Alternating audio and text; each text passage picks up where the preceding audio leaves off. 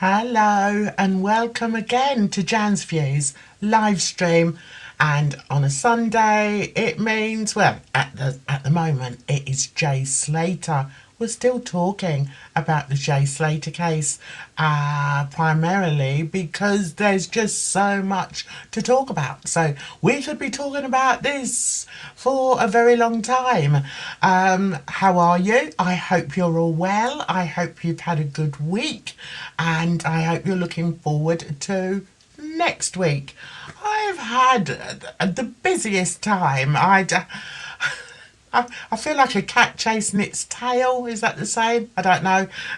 But yeah, I've been very, very busy, and I've got another busy week coming up. So, how are you all? Let's see who we've got in the chat. We've got Trish. Who's the first one? Yay! Welcome, Trish. I hope you're well. And we've got Pam. We've got Linda. Linda says, sorry, too late for me. An hour ahead of the UK. I'll watch tomorrow morning. That's perfectly fine, darling. Yeah, I had to move it back for an hour because I had something else going on, I'm afraid. Hi to Alison. Lovely to see you. Hey to see Jackie. When is it starting? Oh no, that means pour another Halibu. Oh dearie me, sorry about that. Or does she mean Malibu? Yeah, never mind. I didn't even pick up on that one. We've also got Claire in the house. Hey, Claire. I hope you're well, darling. Yes, I have had a blessed weekend. I didn't get my daughter phoning me today yet. She'll probably phone now.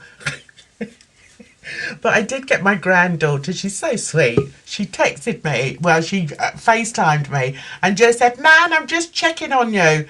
And I thought that was really, really sweet. So, yeah. I know somebody else that is also very sweet most of the time. I think he is. I think he's all right. And it's our Dunks. It's our Dunks in the house, and looking up and ready for this. And how are you, Dunks? Are you good? Indeed, I am indeed. I didn't get a chance to ask you this week, Jan. Last week was Mother's Day. Did it all go well? Remember, I predicted your loving children would buy a Mediterranean cruise for you. You'd be busy all week. Did that happen? Alas, no, no, they failed me. They failed me.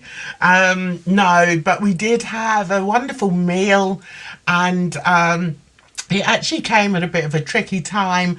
I had to go into London the day before, and because my brother, who has dual citizenship with America, has decided he's going back.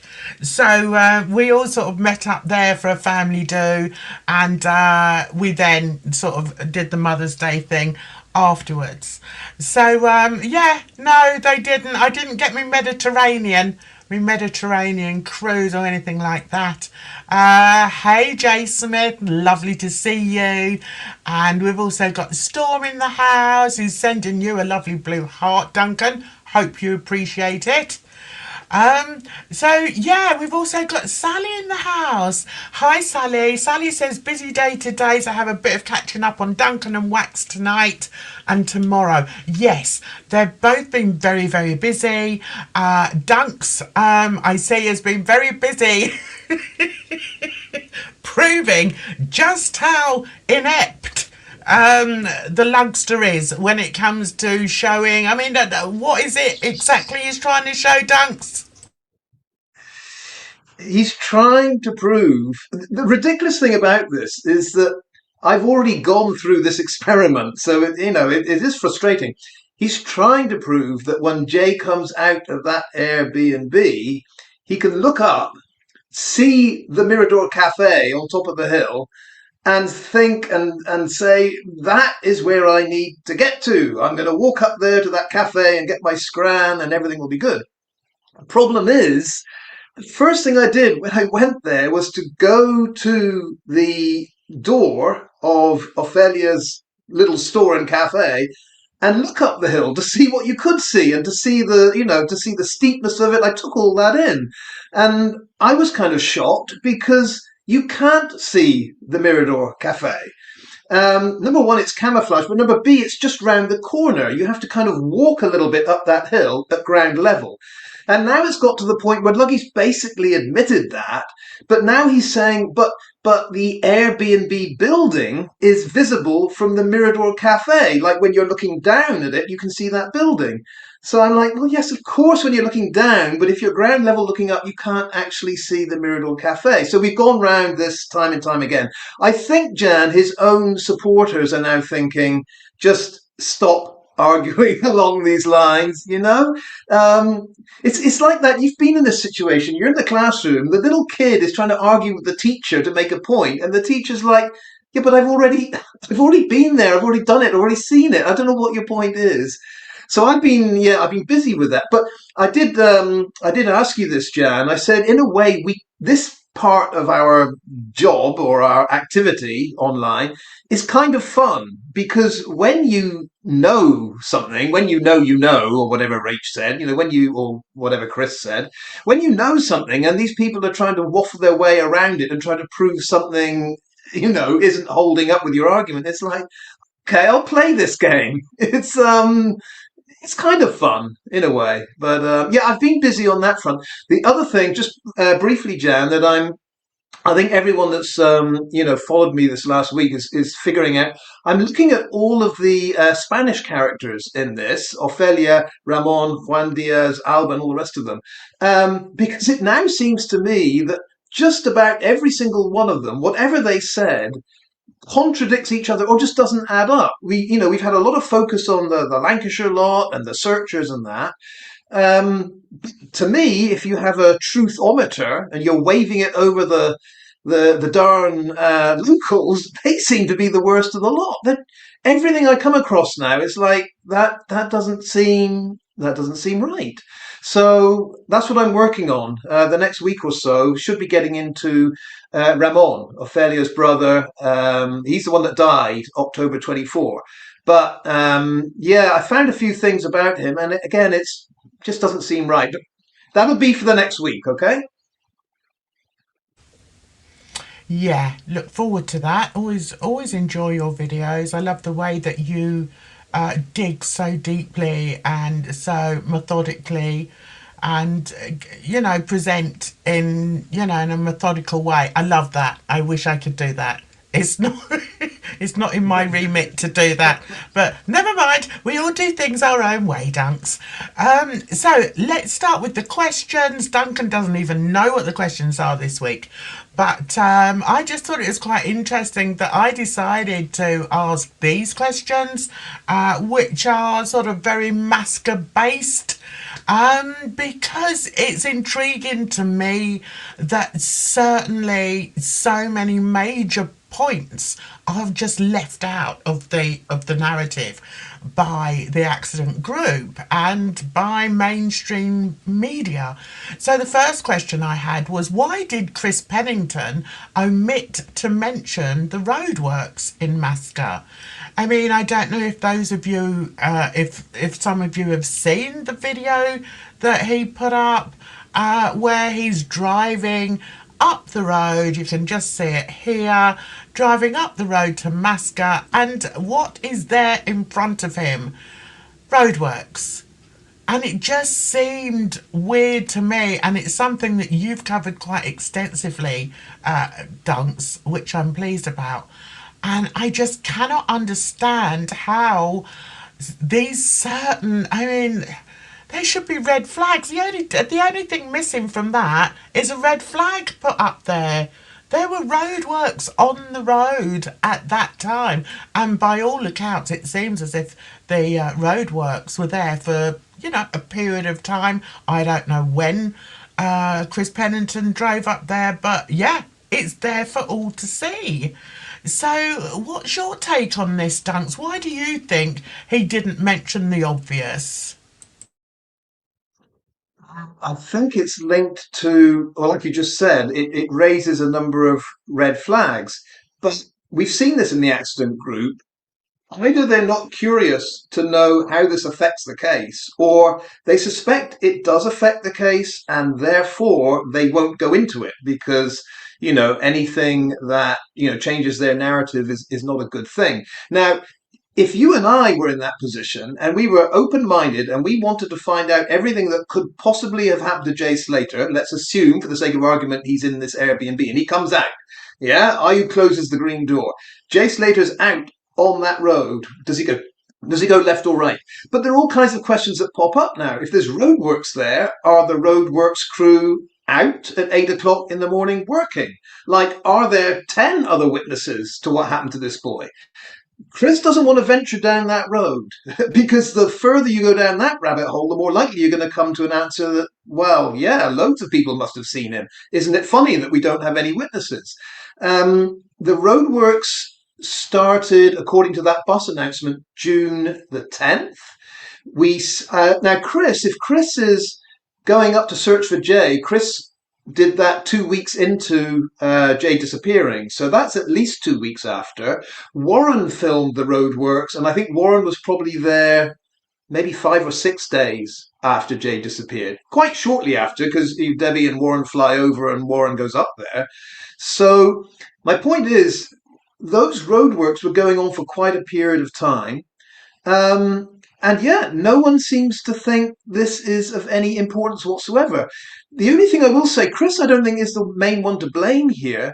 I mean, you've got Sky TV and God knows who else interviewing right outside there. Now, maybe the roadworks at that point were further up the hill. I don't know. But these are journalists. They're supposed to be investigative journalists. Are they not snooping around looking at all these signs that say roadworks from this date or bus no longer stopping here? And I fear the answer, Jan, is they're not. I really do think they all went to that Airbnb cafe, did the interviews, and left. And I don't think one journalist actually read any of the notices around there and thought this might be important. I mean, mainstream media let us down there, I think. Yeah, I mean, considering they're meant to be investigative journalists, they didn't seem to do a great deal of investigation. I mean, it just seems like an obvious thing to do. You notice things. That's part of your job, surely. You observe things, and if they're there, and at the point where Jay wasn't actually found, why wouldn't they be looking at things that may have had something to do with him going missing? They just did such a shoddy job. It just seems insane that they just didn't give anything. All they did was report. Well, either you're a reporter or you're an investigative journalist. I mean, what is it? I mean, these young upstarts, are they just they just go on this jolly to wherever and speak about everything? It's like they've not done any homework at all or any investigation. It's very poor. And also, did you notice with the Ophelia interview, there were no follow-up questions there. I think the voiceover is an actress, so the Spanish voiceover isn't Ophelia. We got Ophelia's back to the camera. All of this is rather odd. And then after she said her piece about 10 o'clock and the boy ended up walking up the hill, I don't remember any follow-up questions. Like you say, these new young, they look like they're 12 years old to me. These young journalists that are out there, it seems like once they've heard the pitter patter explanation, that's it, over and done with. But I don't know. I think in the old days it would be three or four back and forth questions. But or maybe I don't know. I don't know what you think. Did Ophelia tell them, "I'm going to make a brief statement and that's it"? We don't know the nature of this interview. In fairness, when Lucy did hers with, I think it was ITV, it was more of a conversation. There were questions to Lucy, and Lucy was saying, yeah, I don't think the authorities have done enough, and we need to look into these mystery men. But yeah, the one with Ophelia, I mean, they're going to say there was a language problem, but I mean, in this day and age, you've got subtitles, you've got 101 ways to work around that. It wasn't really an interview, was it? Ophelia said her piece. It seemed scripted. And now we found out the damn bus never actually stopped there, and she would have known that. Um, all of the business owners, are told about this. They have to be told about it. She knew it, and she didn't include it because it's a complication. I don't know. I'm really really hard now on these Spanish witnesses because it seems more and more like a cabal got together and said, "You say this, you say that," and that'll be the end of it. But yeah, it's looking really bad for what they said at the time. In my book, it looks really bad. Yeah, and as much as it may sound as if it's, it's sort of a bit conspiracist, whatever the word is, um, for us to feel that, even the villagers are in on it. It's not that, it's just that you have to be aware of what was actually put out at the time and whether it was factual. And as we've dug deeper and deeper into this, we've discovered that a lot of what was put out at that time was not factual. It was not factually correct. So it's got nothing to do with being conspiratorialist. Say the word for me, Dunks. Conspiratorial, I think, or conspiracist. I Conspiracist. don't I don't know. know. That's it, conspiracist. That's the word. I've had a long day, guys. Yeah, it's not about having conspiracies. It's about seeing the facts for being facts and seeing things that don't make sense. And that's another reason why we're still here. And I think we could well be here for some time. So let me look at the chat. We've got Chris in the house. Hey Chris, hope you're well. Chris says there was an interview with Ophelia in the bus stop with journalist Andy Bonner. Granada TV, he called her Alva. Oh no, I didn't see that one. And Jay Smith says it isn't Abe or Rocky, it's a Spanish person. I've got a bit of inside information, but there is so much that person will tell. I think there are people out there who in time may well have their lips loosened a little. That's what we can hope for. I think it's possible. So we can live in hope, Stunks. So let's move on to question 2. Why did Ophelia not mention the roadworks in Masca? Now, she was filmed outside that famous green door, wasn't she? So did she not realise that when she was saying, oh, well, I just told him 10, or whatever it was she said, and you can get the bus. Did she not realise that the bus stop, literally at arm's length, the buses weren't stopping at? I mean, it just seems absurd to me that that's another thing that was not publicised. Off you go, Dunks. Well, that's part of it. Makes me think that the entire conversation probably didn't happen because I can't think of a way that Ophelia would be trying to say the bus leaves at 10 and then just leave out the fact that during this week or this month, it isn't leaving at 10. Well, not from here. I mentioned in a video, this is actually quite complicated, even if you're native language. You have to say, normally it leaves at 10 from here. But because of the roadworks, it's leaving at 10, but not from here. So you're going to have to go, and this is where I speculate, you have to go up the hill to the new bus stop. And I speculated if Jelly, or whoever it was, understood she was pointing up the hill and understood 10 minutes, might have thought, oh, I've got to walk up that hill for 10 minutes. At least that would explain why he's going up the hill quite quickly to get to the bus stop for when he thinks a bus is going to come in 10 minutes.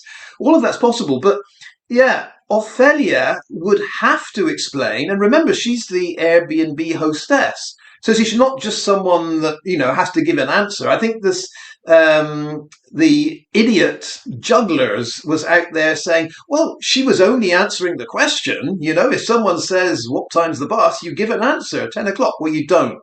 actually. When you're the hostess of an Airbnb and you've got a guest or a friend of a guest there, you don't just say 10 o'clock. You say at 10 o'clock, but let me help you get to the right place because you're not at the right place. Of course, that would have happened. So, in my speculation, I'm thinking that conversation didn't happen. Ophelia wants us to think it happened. That's why she, went through the motions of doing the interview back to the camera. But in reality, I don't think that conversation actually happened anymore. And that's why you get, the two witnesses, Juan Diaz and Ramon, saying he came out in jeans, and Warren saying no, he came out in shorts. Ophelia saying, well, it leaves at 10, but I'm not going to tell you where it leaves from. It all builds up to the point where you think, I just don't think any of this happened, because putting it together, it's not a real conversation or a real scenario.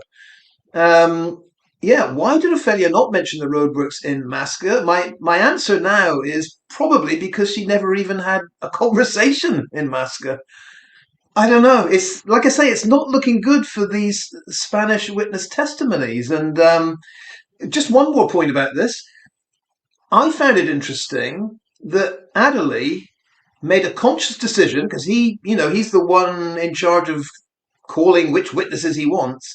Not one Spanish speaking witness was called to give, video link testimony. Not one of them.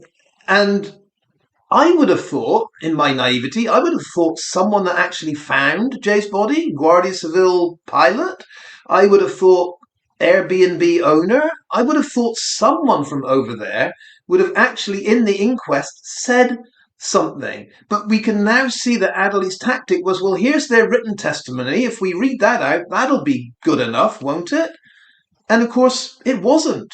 There's Warren saying, no one in jeans came out. My son was wearing shorts. And, Adderley, I think, knew this. He knew that real live Spanish speaking testimony might just blow this whole thing apart. And I'm sure now that's why he avoided it like the plague. What do you think? Yeah, I'm with you totally there. I'm interested in what Alison says here. I feel like they just utilised the bus stop as another prop to embellish the story. Jay had no money for the bus anyway. Yeah, again, we've got, conflicting facts that we know of, that it was said that Jay didn't have any money. And also to sort of say, oh yeah, I pointed him in that way to the bus stop, when we've now learnt that the bus stop wasn't in action at the time. It's infuriating, but it kind of helps us, I feel, Dunks, build a truer picture. And that's one of the reasons I took the time to put these pictures up. As you can see here, this here is the Airbnb. And there, I suppose, Dunks, was that the car? That's the car park for the Airbnb, is it? Or does it go round the back? I think it goes round the back, doesn't it? So when Ayub was saying that he had to get out and move his car, would it have been from here or would it have been from round the back?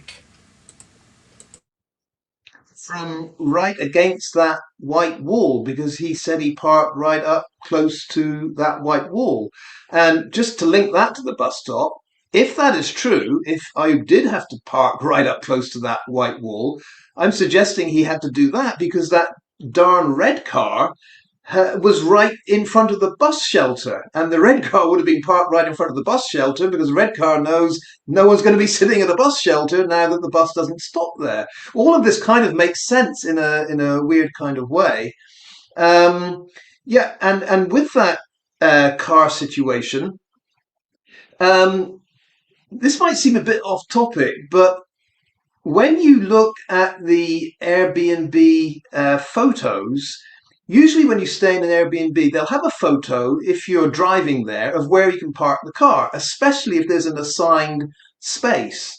And with the Airbnb photos, I noticed that one of them was a picture of that green garage door area with a car parked in front of it. Now, to me, if I'm an Airbnb customer, I see that photo and I think, good, there's an assigned space. Or you read the profile of the property and it says, you have to park on the street. But my first impression looking at that was, yeah, so there is an assigned space here because, you can't expect to park in a street area every time you show up. So I always assumed that Ayub, as the guest there, would have that slot as his all the time. So I'm a little bit confused why that's not the case. What is the point then of the Airbnb profile having a picture of a car parked outside these green garage doors? Don't know. Doesn't really mean anything. I mean, Ayub could just show up in the middle of the night and think, oh, well, someone else seems to be parked there. I'll just park next to the building. It's not a big deal.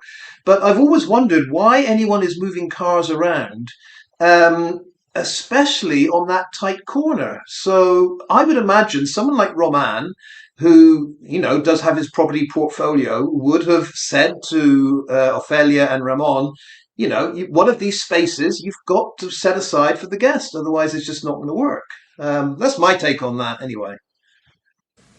Yeah, absolutely. I mean, I think if I was going to Spain and was going to be looking at an Airbnb, it wouldn't worry me so much whether there was parking for me. But I mean, I've gone to, British Airbnbs, and one of the first things we look for is car parking. And if there wasn't any car park, then we ain't going. You want to go somewhere where you can, if you are a driver, park your car. So yeah, there's a lot that we could ramble on about that as well. That he's meant to be staying overnight in this Airbnb, and all of a sudden there's bang, bang, bang on the door in the early hours telling him to move his car. No, I don't think. No, I can't believe that story either. It's insane. So let's move up to number 3. So we moved on a little bit, but it's still linked to Masca. Why would Debbie not wish to go to Masca? Now, I can only talk again as being a mother. I'm sorry, but if I was to lose one of my kids in a foreign country, that's bad enough. But to not want to go to exactly where that child was is beyond me. As a mother, you would want to be there. You would want to see where he spent his last hours. You would. I just cannot understand that mentality. So why did she not want to go? She did say that, oh, well, I didn't want to look. I didn't want to look for him. Yeah, all right, Debbie. I'm just glad she's not my mother. That's it. So, Dunks, what do you think? Why would Debbie not want to go to Masca? And I think I know what you're going to say. I don't think you know what I'm going to say. Well, maybe you do. I think she did want to go to Masca. She did go to Masca. The year later, when they had the big knees up and the celebration, whatever it was, I believe she was there because she was looking out to sea, saying, if Jay were here, he would have looked down there and thought it's not very far, and if I get to the coast. So I believe she did go to Masca. It was just 1 year after her son disappeared in that area. So why? I might take her side on this one at the time, initially, because I mean, she said she was very busy with messages and all that. I get that. What I don't get, and this is what you said, is she didn't go up there once. Had she gone up there once just to see where everyone's looking, and you would have thought there was a part of her that would want to give some moral support to everyone, even though she couldn't traipse around herself. Yeah, I would have thought she would have gone up once. But I do kind of get, especially the dynamics with Warren. If they decided Warren and Zach were going to be up there searching, and Debbie, you can stay down here and handle messages. Yeah, Jan, it does kind of make sense, but for me, what doesn't make sense is just not going there even once during the search, but happy to go there a year later. That's what it feels off to me. Yeah, and as you say, when you find out that she went there a year after, I'm sorry, that sort of, for me, dispels or dismisses any excuse that she made that she couldn't go there because she didn't want to see him. So she didn't want to be in the last place that her son was known to have been alive. I don't get it. And I'm going to pick up on Kristen. Hi, Kristen. So Kristen says it would be very hard to go to the last place your child was and died, in my opinion. See, now that's the thing. We are all going to think differently. And I can only talk about how I would feel. And for me, I would feel that I'd have to be there. I'd have to be there. If my child was there and lost their life there, I'd have to be there. But I can also understand how, like yourself, you would find that, very difficult to do. And that's perfectly fine. It doesn't mean I'm right and you're wrong or vice versa. It's just how we are as people and how we are as parents. And that's the only way I can really look at it. I'm very much a mama bear. And yeah, I just can't imagine flying over to the place where they've disappeared and just sitting in the hotel. I mean, there's just no point in doing that. So let's see what everybody else has said. So someone, Honeybee, is talking about Jay didn't save for this trip. Jay's ticket and accommodation all paid for by the gang for doing the job over in Tenerife. Yeah, I mean, that's questionable because didn't some yeah, I mean, did Debbie say that she paid for him to go over? And I remember I did do a video where I said it's funny how she booked him into a hotel not on the strip, and he said something like, oh mum, why did you book us in a hotel so, not on the strip? So do you want to add anything to that? I mean, Dunks, about the ticket being bought, and apparently somebody said it was a one-way ticket. That's weird. Have you got anything to add on that, Dunks? Yeah, there's a lot we don't know about this. So a lot of course, is speculation. Um, I've got a feeling that this is a whole different subject that we might go into next week or some other week. I've got a feeling these friends of Jay don't know each other that well. And this was more of a working trip than a holiday. So in that regards, we really can't be sure what their priorities were at all. With the accommodation, we still don't know where Jay was staying night by night. I mean, these people kind of are out at night anyway, so where their individual base is, we don't know that. Lucy said in a police report she stayed the night up in Masca. Lucy's grandma has a place there. Lucy's on God knows how many Tenerife accommodation forums looking for places. To me, I can only say Lucy seems to be like the accommodation organizer, and whatever she finds is where you're going to be for for your work, for your business trip.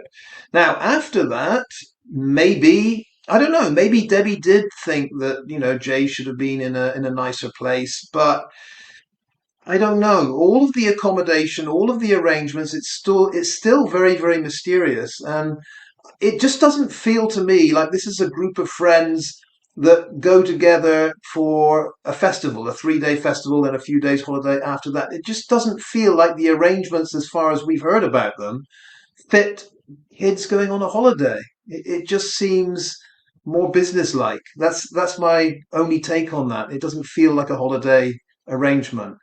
Usually, when you go on a holiday, you book a place for the whole, the whole stay. And these people seem to be flitting around here, there, and everywhere. It's also, I remember Debbie said something like he was going to be staying another 4 days. So did she book him? She obviously booked him then for a week. And but was what's his name? Brad booked him for the week as well. It's like, who did that? Did she just book Jay on his own?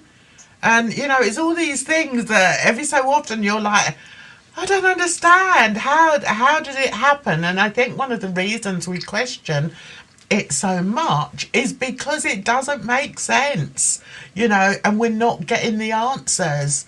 I mean, if somebody, a spokesman for the family, was to say, right, this is what happened, this, and this, I think we'd be like, oh, okay, yeah, we can understand that, we can go with that. But that's not been the case at all with anything about this case, which is why we're still talking about it. So let's see what you're all saying in the chat here. Right, we've got Red Sauce. Hi, did I say hi to you? So Red Sauce said she booked him his dicks, and he was moaning re how far out from the strip he was. Yes, lies, lies, and more lies in this story. Yeah, because that's what I was sort of alluding to just then. I thought that she had said that she'd booked it, and he was having a gripe. Oh, why didn't you book it where a bit closer to wherever? So, but she did. I mean, if she did that, and he was staying with Jay, then how did she book it? Did she book him a different hotel? Not Jay, Brad. Where was Brad? He's meant to be staying with Brad, right? And she says she booked him in to this hotel a bit further away. So Brad must have been staying with Jay. So what, did she book both the boys in? I mean, okay. It just goes on and on.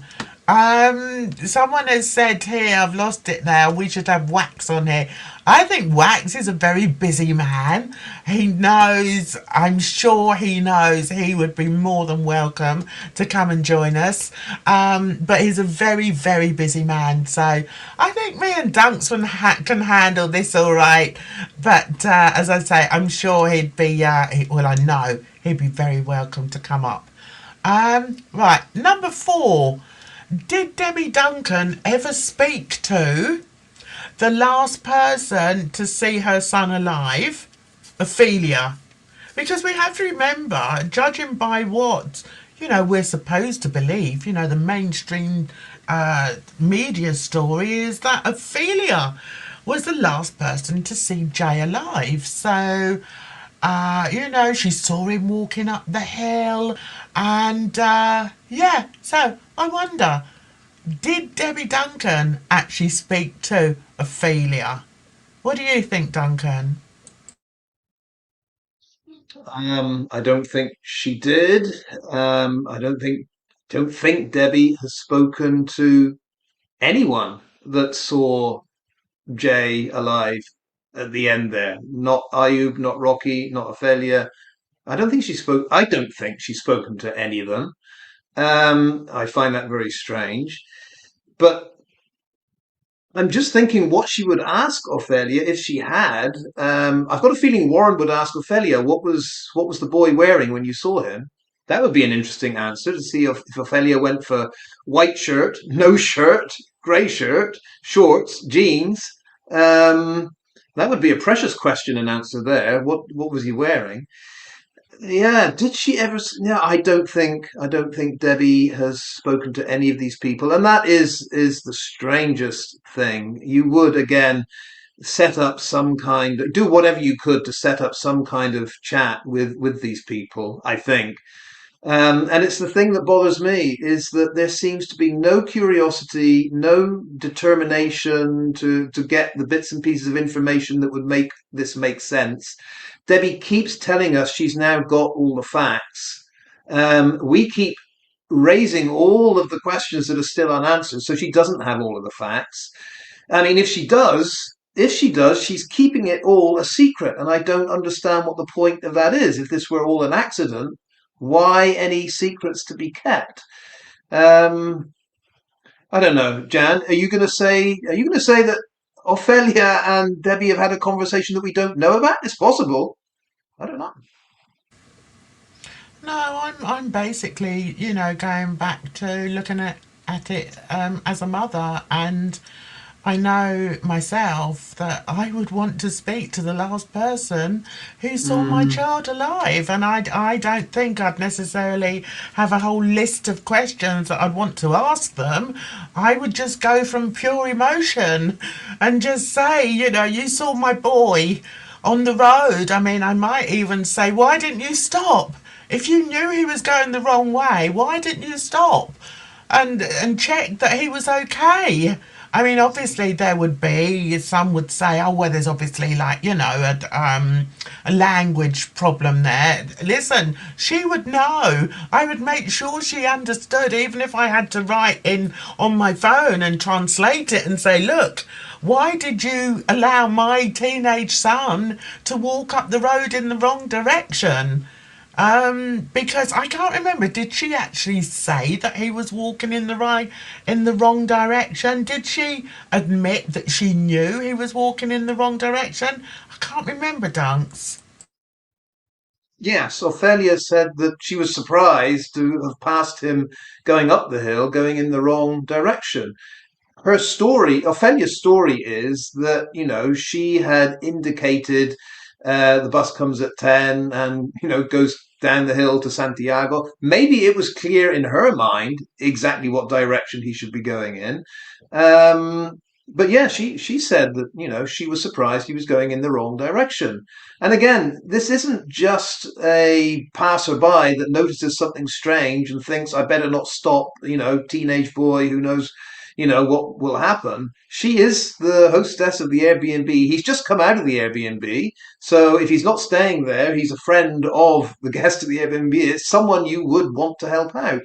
So again, it doesn't make much sense. But looking at the pattern of Debbie's behavior here, um, I mean, we now have quite a long list of things that Debbie decided not to do, not to go to where her son disappeared, not to speak to the last people that were with her son, not to look into the coffin and actually identify him, horrific though that might have been.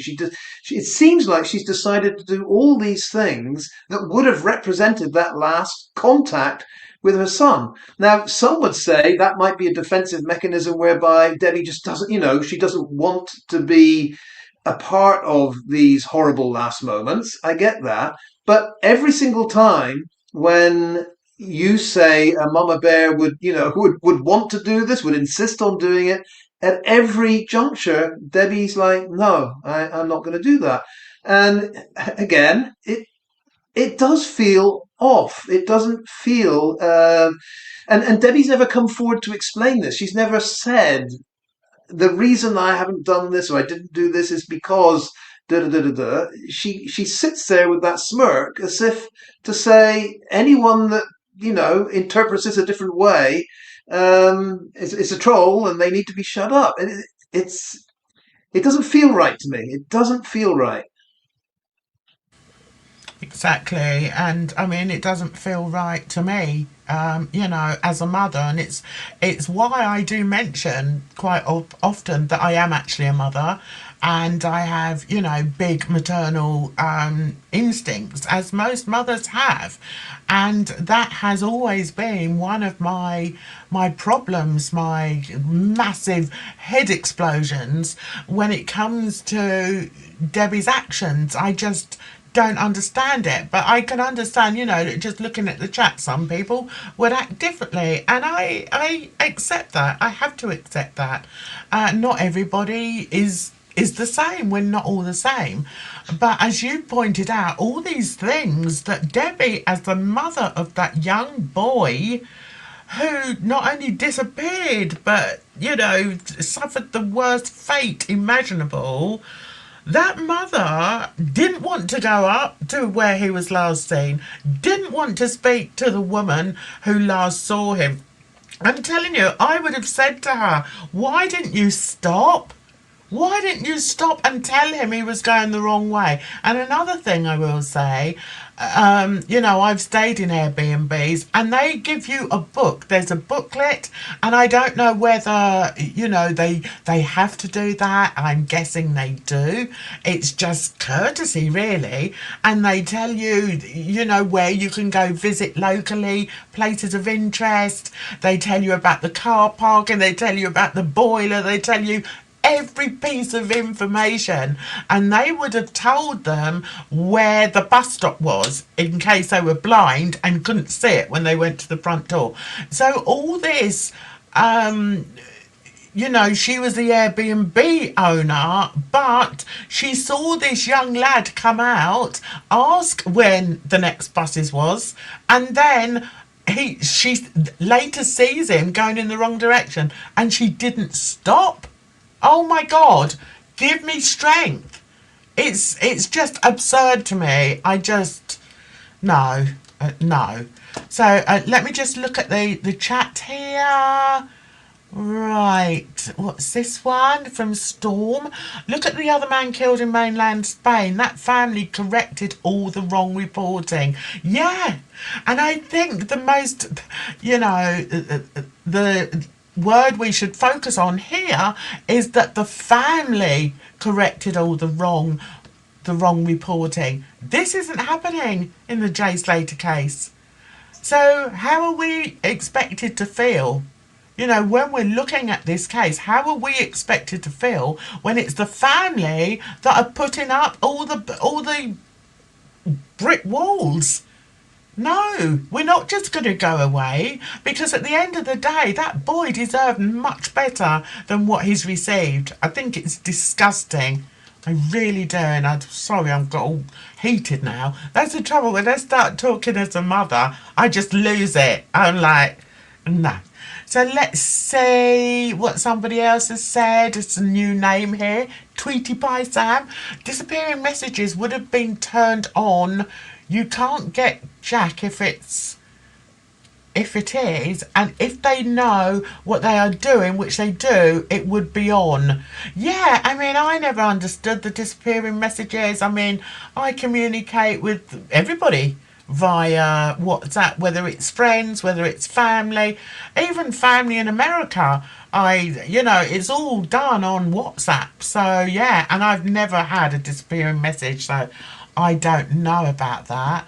So Trish has said the message that Debbie got sent regarding, I'll give you one warning message, was sent by an anonymous individual with a utilised unregistered burner phone. Yeah, that's if she did receive it. I mean, there's even doubt about that.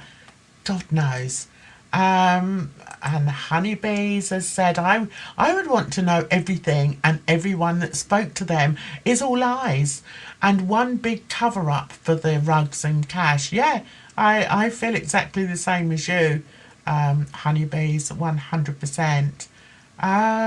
Let's see what Lorna says. Lorna says even Jay's dog didn't want him to go to Tenerife, which is why he ate the passport.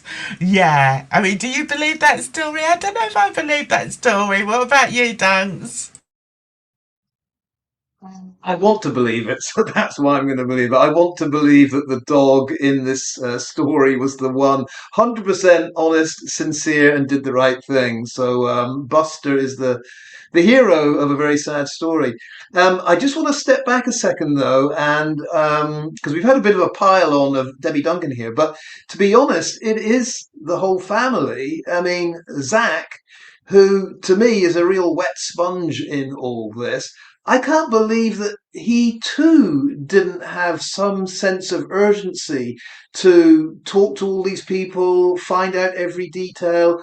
I mean, plenty of other people went over to, Tenerife to look at the Juan Lopez ravine and, look at the cafe and all that. Now, I know Warren and Zach were there at the time when they were searching, but I would have thought in the fullness of time, as more and more details came out about this, that they would want to go, especially Zach would want to go over again and make another attempt to talk to a few people, another, walk down that ravine. But it seems like not just Debbie, but the whole lot of them and the friends as well. It's like once the body was found, and once the funeral was over, that was it. There's nothing else to see over here. And for those of us that are curious about, well, we still don't know why Jay would have gone up there in the first place. We still don't know why he left there. We still don't know why Mark Williams Thomas said he felt threatened, but oh, there was no threat. All of this contradictory evidence that's out there, it seems like the people closest to Jay are the ones that don't want any answers to this. They just want it all swept aside.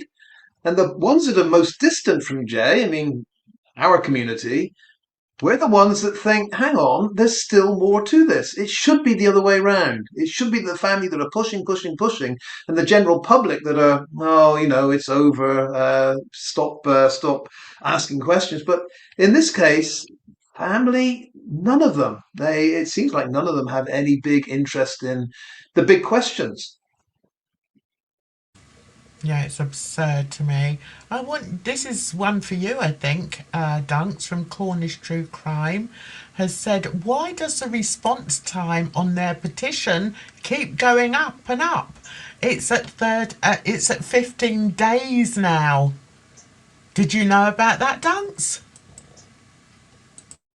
I did not. I will have to have a look at that. The window for these petitions is strictly 6 months. So I'm not sure what Cornish is saying exactly. Um, the last time I looked, there were like 40 odd days left, 45 days left. There was on 11,000 something, so it was a very low total.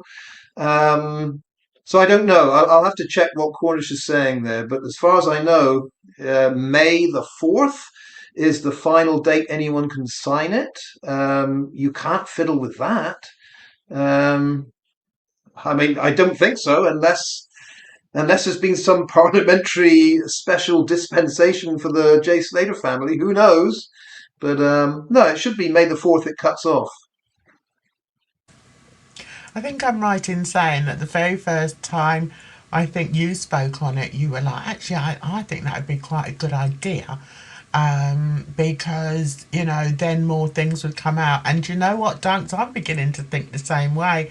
I think, can you imagine if they passed that bill, how many eyes are then going to be on this case and how many eyes are going to be on this family?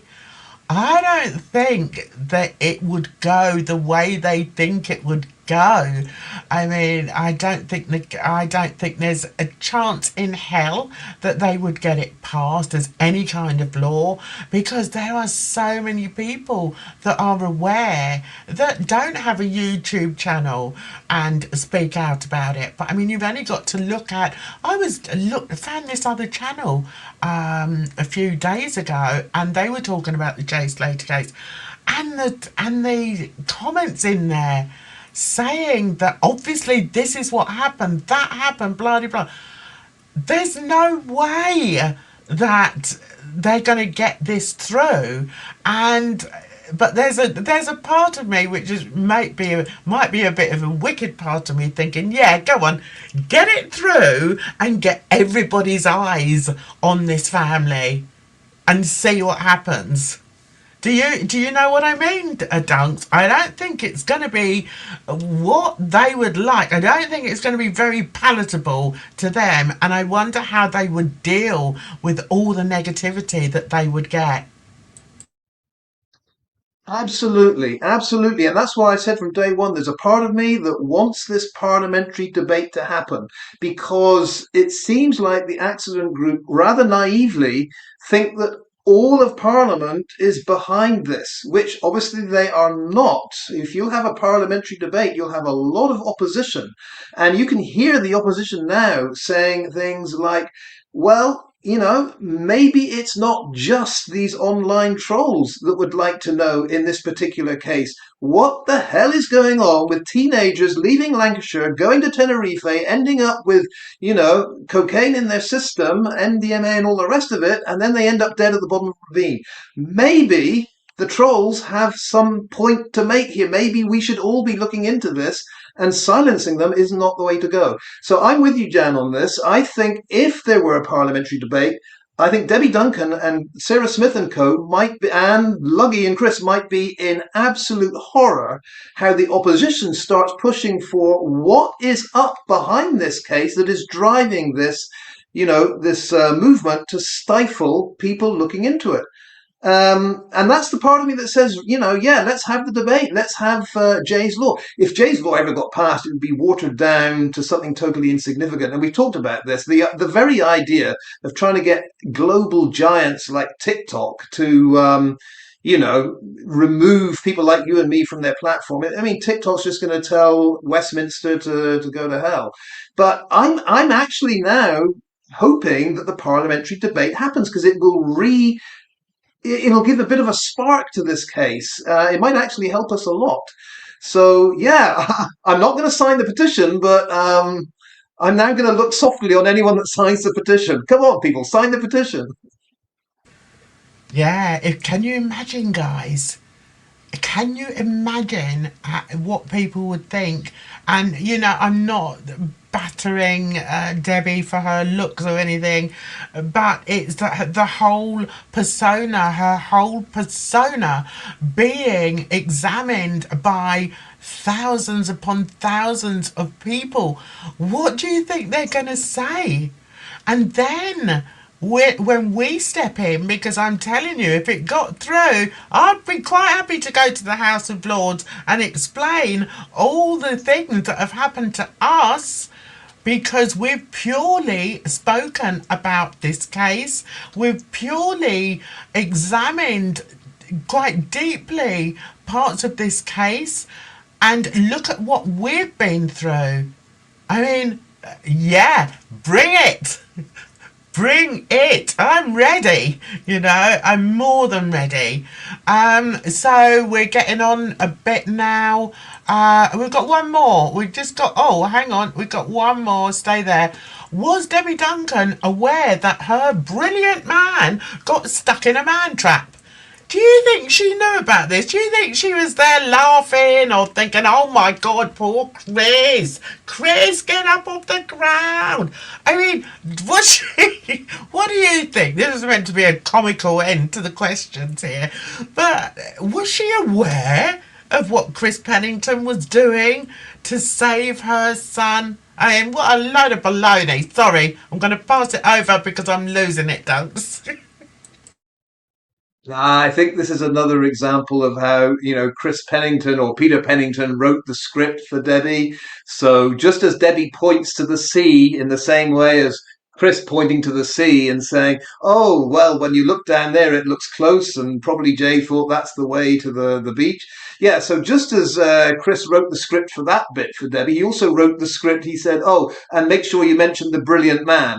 Oh, don't mention I got stuck in a man trap. Just mention I'm a brilliant man. So, yeah, he wrote that. Debbie learnt it pretty well. But if you actually asked Debbie what was brilliant about Chris, I don't think she could come up with much. I mean, I'll defend Debbie on this one. I don't think Debbie has any idea about, Chris just descending on those lives and, bullying the likes of Francesca and Danielle. And then he was very nasty and foul-mouthed about Mark Williams Thomas, saying, that little shite of a detective, we've got to shut him up and all the rest of it. I don't think Debbie has any idea that Chris did that. If she does, then she's calling him a brilliant man. What, despite all that? Because of all that? This is very odd. So let's give her the benefit of the doubt. She doesn't know what Chris is really like or what he was up to. But just the phrase "brilliant man," we're never going to forget that. It's a bit like "bitten by a cactus." It's one of those phrases that will go down in history with this case. Bitten by a cactus, brilliant man, man trap, V-notch, path of least resistance. I don't know. We've got the titles to the chapter of the book, haven't we? These are the chapter titles here. Brilliant man. Yeah, she doesn't. Surely she doesn't know much about him. Surely. I'm tempted to say, Jan, that everyone that does know Chris, really know him, the last thing they would come up with is brilliant man. So let's give Debbie benefit of the doubt. She just doesn't know him, but she's learnt her script. Yeah, I've got the giggles now. It's just as well we're going to end in a minute, guys. Right. So the last bit I wanted to go over was our troll of the week. Right. God, I didn't even do that in time, did I? What's wrong with me? I'm tired, guys. Anyway, so this is the new picture of the trolls, and I've kind of reached the conclusion that I don't think I'm going to call them trolls anymore, because the sole purpose of a troll is to get as much attention as they possibly can, which, yeah, okay, they do that. Like a heckler in a theatre show, the heckler who stands up and says, "Oh, you're a load of rubbish." They want everyone to look at them. So that is what I feel is the true definition of a troll is. Okay, now, these people that, and I use that word very lightly, who are using targeted harassment, abuse, doxing, and stalking in order to intimidate not only us creators, but you as our viewers, and I would say our community. They're not trolls, guys. They are criminals, and therefore should be treated as such. Now, I've put things in my community tab about that. I do take it very seriously, because if they were just trolls, if they were just coming in here and poking fun at us, poking fun at me, all right, I'm easy to make fun of. I don't care. Bring it on. I don't mind. Say what you like about me. Okay? And I'm sure Dunks feels the same, and I'm sure Wax feels the same. We don't care what you say about us as content creators. But I personally draw the line when it comes to talking about my family. Something that you know nothing about, and they are not here. They are not famous, or what's the word? They're not public figures, okay? For them to think that they can then dig into my family and start saying the most disgusting, hateful things about my family, I draw the line at. That to me is not trolling. That to me, and also to the police, because I have checked it out with them, is criminal. So I think I'm going to change this thing here, this picture, to criminals, because that's what they are. The things that they have said about me and my children and my grandchildren, they will never get away with. Trust me. As I've said, I'm a mama bear. Don't come for me, for my kids. Come for me, fine. Call me whatever you like. But how dare they dig into my family's life and come out with the most disgusting things that are untrue, that have absolutely nothing to do with them, and blast it all over their sickening channels? How dare they?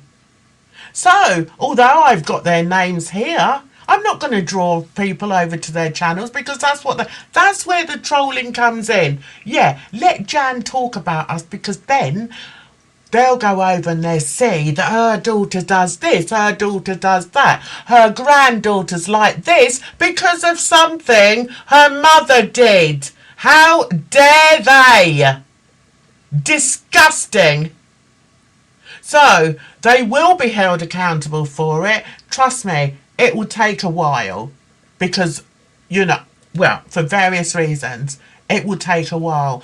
But I am not going to draw your attention to these criminals, because that's what they are. So I may well pick up, change that a little bit. I know also that Nick has gone through horrendous behaviour from these people as well. And it's, yeah. We will sort it, Nick. I know Dunks is, I don't think Dunks feels quite as bad. I don't know, Dunks is a different person.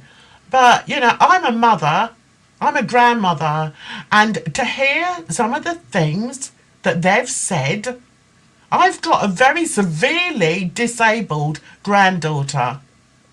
And I want you to think of the worst possible thing that somebody could say to me as their grandmother. Just think about it. That's what they've done. So, yeah. Okay. I will joke about trolls, yeah, but I won't joke about criminals. All right? So, that's all I'm going to say. Over to you, Dunks. So much to say. I believe that the reason none of these crooks, let's call them crooks, criminals, whatever, trolls, none of them in the accident group, not one of them, will go and put their voice or their face, or heavens above both, out there to the world. And I originally thought the reason for this is because they just don't have the ability, they just don't have the know-all to do what you and I do every day, Jan, and Wax does every day, and that is, our voice, our face, our thoughts, put it out there to the whole world. I originally thought they just can't do it because they don't have the ability. But I'm beginning to think the reason not one of them will put their voice out there, and when I say put their voice out there, I step back to say I don't actually look for a debate anymore. Originally, I suggested a Zoom debate, unedited, one or two of these people exchange ideas with me. And then I said, you don't even have to do that because they say, well, we don't want to talk to you. Okay, don't talk to me. How about you just make a Zoom recording and you explain in your own human voice why you think Jay Slater died by accident. They won't even do that. So the conclusion I've come to is that the reason they don't want to put a face or a voice out there is because they know that then leads to some hard evidence about who they are, and then you link them to the channel and what they've said, and I think they know that could be very, very big trouble because at the moment, they can hide, whether it's a VPN or fake name or what have you. And so even if you reach the point where the police say, yeah, this is criminal, and I think they recognize the criminality, but then they say, the next problem is we have to prove that that person who is saying these things is this real person at this address in the UK. Da, da, da, da. It is a very, very tall order to move that prosecution forward and bring charges and all the rest of it. It does take time. But I'm now convinced that not one of them will put a voice out there or a face up there, not because, they can't. I think they are hesitant. But the real reason is they know where it could lead. And I think, Jan, you're now being targeted specifically because originally the likes of Thomas Wilson went for me and, put out 101 horrendous things, originally about me. Then it went into who he claimed my family was. Now that hasn't changed my actions or behavior at all, he's now moved on to Mrs. Smith. And he's now actually moved on from Mrs. Smith to Mrs. Smith's family, my in-laws. So I joked today on his channel, I said, at what point, Thomas Wilson, do you realize that everything you do that is directed towards, I guess, humiliating me isn't working? And it's not going to work with my in-laws. I mean, are you now going to kind of look into the family history of my dog? I mean, what comes next? What's next on your list? Because there becomes a point when surely the realization occurs that we're not changing our stance. It's not, the intimidation's not going to work. And I think the problem with Thomas Wilson and people like him is that they're from a background where intimidation, bullying, this nasty talk does work. Eventually people will shut up and go away. And I think part of their frustration is that we're not going away. You've set up this Sunday Live, which they absolutely hate, because we have our voice, we have our commenters. This is our time to put our message out there, and they can do nothing about it but wring their hands in grief and whine and groan the next day and type away as they always do, because they haven't got the cojones to actually put a voice and a face to their expression, and they're frustrated. And I love it. But I think you've made a very good point. What they're doing is criminal. They know it. And one other example, when you talk about the whole kind of going into someone's family history and all the doxing and all the rest of it, when you say to them, okay, you go ahead, you tell me the worst thing I've said about anyone in your family. Okay? Thomas Wilson apparently has a little girl. Now, if we did to Thomas Wilson's little girl what he and others have done to your family, Jan, I don't think Thomas Wilson would just sit there and say, oh, well, yeah, we're all involved in this game. It's just a feud, bring it on. I've got a feeling Thomas Wilson would be running to, children's services in Northumberland saying, this has got to stop, this has got to stop. So my word of warning out there to all of them is that you have families. If at any stage I decided to step back from the Jay Slater case, I would be very interested in digging up all I could possibly find on all your families. And I'm not bad at doing that, by the way. And I could do exactly the same thing back. Oh, but there is a slight difference. I'm not under UK jurisdiction. And you'd have a lot harder time trying to bring me to justice. I'm just saying, this is a game they don't really want to play, but they're playing it for now. So, Jan, well said. These people are indeed criminals, and they're playing a game that isn't going to turn in their favour. I know it. There we go. I've had my rant. Yeah, I mean, I've always tried to sort of keep it quite light, and even though I've seen some of the things they've said about you, and they go a bit lighter on wax. I wonder why. But yeah, I think there comes a point where, as I said earlier, if it was just having a pop at me, I know I'm not everyone's cup of tea. That's fair enough. And they can have a pop at you, and there's probably people that don't particularly like you. That's fair enough. But it's the boundaries, and when they overstepped the boundaries was with me was when they've obviously gone through so much that I can't even be bothered to think about to find out who my children are, and as if that's not bad enough to then make up these horrific stories about why one of my granddaughters was born with severe disabilities. It's just too much, and no, they're not going to get away with it. It's absolutely disgusting, and they will be held accountable. And the funny thing is, Dunks, we know who they are. There's a few that I believe are out of the country. One in particular who is also a translator. Who says she works in the courts and blah blah blah. I wonder which court she works in. Because just don't push me, all right? So enough of that. I'm quite happy to talk about the trolls, and that's another thing as well, Dunks. I've seen things where they've said, oh, well, Jan obviously thinks that Dunks is all right because he's done this, and, she looks away from what he's done in the past. Let me tell you, I don't give a toss what Duncan has done in the past. I don't give a toss what Wax has done in the past. So get over it.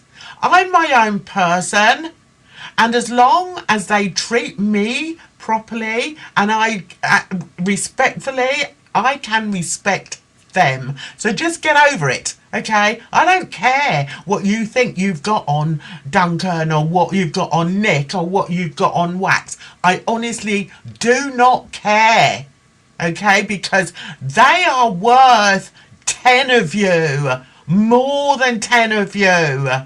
Because the things that you have put online are disgusting. How dare you? And you won't get away with it. Okay. Anyway, Dunks, if you want to say goodbye, yeah, and also Mariana, yeah, I must contact her again. I haven't been in touch with her recently. We must see how she's getting on, Dunks. So yeah, I'll leave you to say your goodbyes, Dunks, before I do. Goodbye, everyone, and thanks for tuning in. As always, thanks for the comments. I'm guessing, Jan, that you are okay for next week. I am pretty sure I am. Um, yeah, we got through a lot this week, and I think it's been a good week overall. I think Wax has hit a few, home runs there. I'm excited about what I'm finding out about what the Spanish witnesses said. I think it's all going in a very positive direction. So yeah, thanks for everyone for your support, and we will just keep rolling on.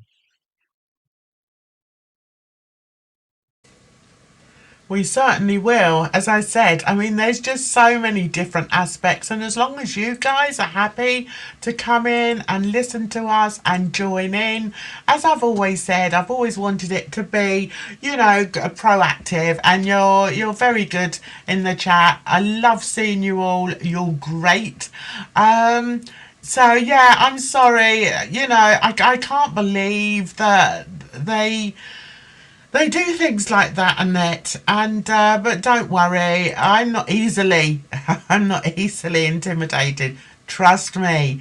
So anyway, Dunks, I want to say thank you so much, honey, for coming in, and yeah, I'm fine for next Sunday. Look forward to it. Have a good week, and yeah, I'll see you on Sunday. And the rest of you in the chat, thank you so much for joining us again. Sorry I was an hour late, it was unavoidable. But I'm so glad that you all came in to see us. And yeah, Nick, you take care of yourself out there, honey. Yeah, you'll be all right, darling. Don't worry about it. And the same with everybody else. Just don't be intimidated, Bullies are cowards, and these people are proving themselves to be cowards with every single nasty piece of writing they do. They are absolute cowards. No other word for them. So I hope you have a nice week ahead of you. Let's hope the sun's going to shine a bit more than it has. I've got a busy week. I'm actually going to see one of my favourite comedians on Thursday, I think. So I'll let you know all about that. And you take care of yourselves out there, guys, because trust me, it's a rotten old world. So until the next one, bye bye for now. Hear the story.